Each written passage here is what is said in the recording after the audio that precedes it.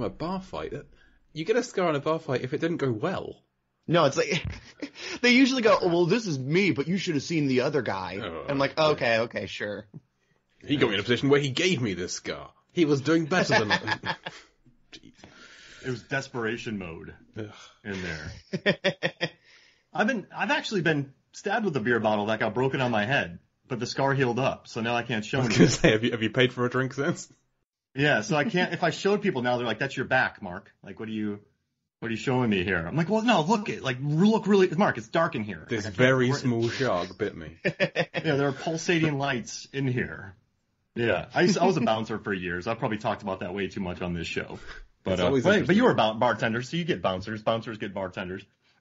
Mm-hmm. We're all part of the same family. I stood at doors. I was very good at standing on their door frames and taking money from people and wristbanding. And when people annoyed me, I would put the band on a little weird and catch their arm hair and then twist it. Just to annoy them. Very passive aggressive. I love that. Yeah. The scars that he's going to get, if they had time to heal, they're not that impressive.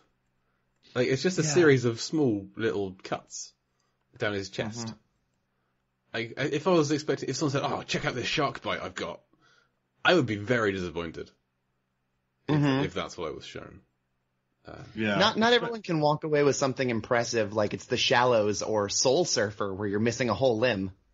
Yeah, that Shallows one, she does not have to buy beers. That's I mean, sure. how many drinks is she buying anyway? Yeah, that's true. She's Blake Lively. I'm sure she was getting plenty of drinks before she got attacked. Now there's just buckets in front of her of drinks when she goes to bars.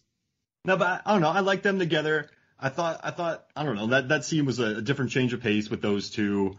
But the whole buy a beer scene. Is it the most romantic scene in the franchise? Yeah, probably. Because the kiss between Carter and Dr. Susan was cut, so we can't really count that. And when he tries to get kind of talky with her in the first one, and she goes, like, "Do you like your job?" And she kind of blows him off. Second one, we just have Daniel and Leslie, and he's been lying to her for 7 months. Yeah. And he just kind of tells her to get over it. And then there's a brief scene between Dr. Misty and Trent with the sleeveless welding, but again that was cut. And wasn't very romantic. They had no chemistry. Yeah. I feel like maybe the best romance is the end of Deep Blue Sea 1 between Thomas Jane and LL Cool J, where they're just being best buds. Like, they're having a real intense bromance. Oh, yeah, they're the best. I wish they high-fived at the end, like in Tango and Cash. Just, they stopped, they high-fived, and then you see a newspaper headline, like, they survive all these shark attacks. And that's the I want it to be like the Predator handshake, where it's like, "You son of a bitch," and then they flex their muscly arms. And then the movie just freezes on that, and that's what the credits are. And then cue Deepest Bluest. My head is like a shark fin. Yeah, I like those two so much. I wish we would have gotten a Deep Blue Sea sequel with those two. Just kind of like an Aliens type situation where they got to go back and get the research, and they lead a team of Navy SEALs. Yeah. Oh, man. Headed up by Ronnie Cox. Yeah. I feel like that might be more like The Descent 2 than Aliens 2. Oh, yeah, you're right. They've got so much trauma, and it's like, maybe you shouldn't send these people right back in while they're still, like, emotionally scarred. Wait, so you just escaped a subterranean murder lair of crawlers, but I don't know what are crawlers? Mole people? There's some sort of mutated thing. Whatever is the humanoid version of 37 meters down blind sharks. They're that thing. But you just referenced The Descent and 47 meters down too. That's amazing. Cause I call them the Descent sharks, and they're all scarred and gnarly. Oh, they're beautiful. That's why, it took me a few months to realize that's why I love that movie so much. Mm-hmm. But yeah, I love that thing. I'm just going to see how many other shark movies I can cram into this, hour. Drinking game. Every time we talk about something other than Deep Blue Sea 3, take a shot of, what's a good Deep Blue Sea 3 drink? What is the official drink of Deep Blue Sea 3? Oh, Harmony's a person to ask because you wrote a book on cocktails. I did. I actually made a Deep Blue Sea 3 drink for when we did drink Blue Sea, and I don't remember what was in it, but I know it had a gummy shark on the edge, and I turned it blue, I think it might have been hypnotic, so it looked like the ocean, but I don't remember exactly what it was. You know, I think the Pogues released an Irish whiskey. Oh, that's tight. Since they do shots in this movie, you should get a bottle of that. Is that because of John shot? Yeah. So you have the Pogues whiskey. What does LL Cool J drink in the first movie? What is he drinking? Like kitchen sherry or something? It's cooking sherry, and then there's some Finnish vodka at the birthday party scene, at Susan's birthday party, I think. This is painful trying to think of this now. I can't think of every other alcohol they've had. Did they have any in Deep Blue Sea 2? I don't think we saw anyone have a drink. He drinks the smart juice. Labelless bottles of water, and then the vials of orange gunk. Mm-hmm. So you need just like some kind of marmalade floating in it to represent the gunk from Deep Blue Sea 2. The limitless juice. Yes. I think you could do shots like that. Just make something orangey. I don't know, maybe some orange vodka and some Grand Marnier or something to make it vaguely that color. I think it's got to have some kind of gelatin in it just to make it so solid. You have to really suck it out of the shot glass. Suck at it, yeah. We want people to be uncomfortable when they're drinking. The spin maker. Oh, because you'll be buzzing by the end of this episode. So that's the drink. I already forgot what it was. What was it? Like orange vodka and like Grand Marnier in orange Jello, because we're just gonna make this real citrusy, and then you have to slurp it out of a tiny vial. Perfect. We're making classy Jello shots. Classy. Oh, wow! And then do math afterwards. And just flash. Get those math flashes. Go full Chuck on it. Oh man! But how'd y'all feel about the shark actually getting caught? I kind of like that Emma was the one who tagged it, and that Richard. You made a great point. Remember in the chapter before when Lucas says we'll leave a guy in here to look at the Triton, and you said that. Yeah, you said Richard should have stayed in there because all the other guys are soldiers. They know what they're doing. So then Richard goes out there, goes rogue, misses, and is saved by Dr. Emma Collins. This is it. Richard's in the cove. He knows a bull shark is coming his way. He doesn't even have the harpoon loaded. He waits until he can see the shark, and then he fumbles around. To his credit, he gets it loaded, and he fires, and the shark does dodge out of the way, because this is a super intelligent shark. So had the shark not dodged, he would have hit it. So all credit to him. But yeah, this is... If they were going to leave anybody in the church to monitor the Triton, then it should have been him. But Mia and Dr. Emma did a fantastic job themselves. So why not keep Richard in the cove as bait? Yeah, I guess it worked, right? And I'm glad that Emma was the one to tag it. That was a good shot. Yeah. Oh yeah, no, she's so cool. Honestly, this movie has like a really good, strong female presence in general from our three main survivors, specifically Emma, because she is such a good main character.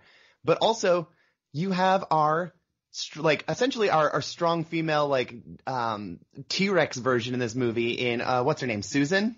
Oh, Sally. The Great White? Great White Sally. Oh, Sally, that's what Sally. it is. White Sally. Where all of the women live and they all come together and they escape and they fight and it feels great.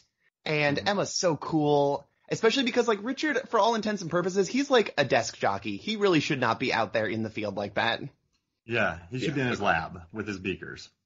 Yes. Kind of doing that stuff. Yeah.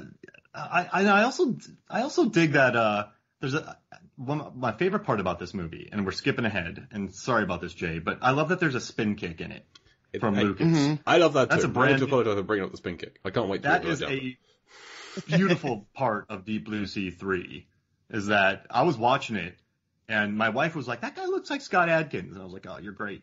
But then when he busts out a spin kick, I've never been happier watching a shark movie when they added in a spin kick. That made me so happy into this. And then doesn't Emma take him out by headbutting him and then stabbing him? That's some good brawls in this movie. I like that there's it's more, I like that there's different deaths in here. It's not just all shark murdering people. There's various other things going on, which I did. Oh yeah, but the shark deaths they have are so good. I remember I don't want to talk about too much of the movie and just give it away for everyone else, but I have not screamed so loud as, when we have a character that I'm not going to name, just giving a big heroic speech about how he's got morals and stuff and goes to dive off the boat. And I have never screamed that loud in probably like the last 5 years in a movie because I was not prepared for it. And it was so awesome. I mean, when that happened, I had to like get up and walk around the room. I was lost. I had to just pause and just kind of take a moment and just think, what? Rewind that. What say it again? So good. I love it so much. Ian Peele skit where they're running around talking about Liam Neeson's and they're just running all around yelling. Like, that was me after that. Because, you know what's interesting about this movie? It's quite serious. And the tone is very, I mean, there's definitely humor in it, but there's a very serious tone. So when that happened, I did not expect that at all because it does come out of left field. And I just, that's when I was like, I love this movie. That was beautiful. We've got a few weeks to actually get to that scene, so I'm sure we'll dig more into it then. But yeah, that's going to be the entirety of the episode. Is going to be just not knowing what to say because of how incredible the death is.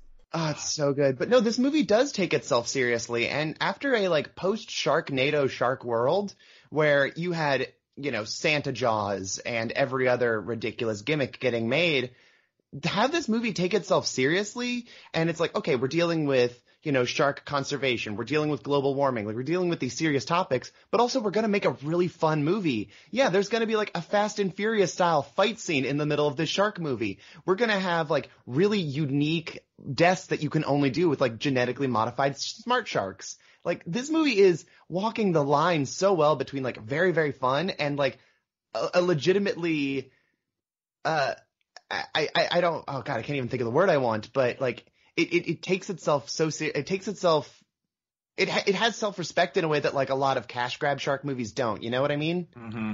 Well, it's because we've got a couple of scenes in this chapter where they spent the time to develop the characters. You have the Mia and Emma, as they call it, the girl talk sequence where they talk about Mia and Spin's relationship, and then the Mia and Richard conversation. They've really developed these relationships, and so later in the film when these characters aren't all around, you feel something. It's genuinely surprising because you feel like, oh, these guys are going to all make it to the end. This is like a happy couple. There's no like the guy who's on his last day of retirement before, like he's on one last job. There's no like cliche. This guy's going to die. Mm-hmm. Absolutely. And like that's the thing with a lot of horror movies where there needs to be a body count. If no one's going to die, then there's like no stakes. Like that's the whole reason they killed Scatman Crothers in The Shining, even though he's not supposed to die.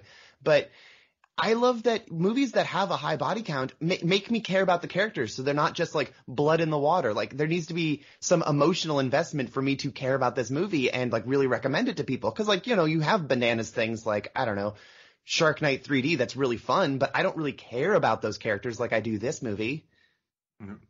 Sarah Paxton though, she did well. You're right though. I guess caring about the characters you don't, but she sells it. Have you seen Cheap Thrills?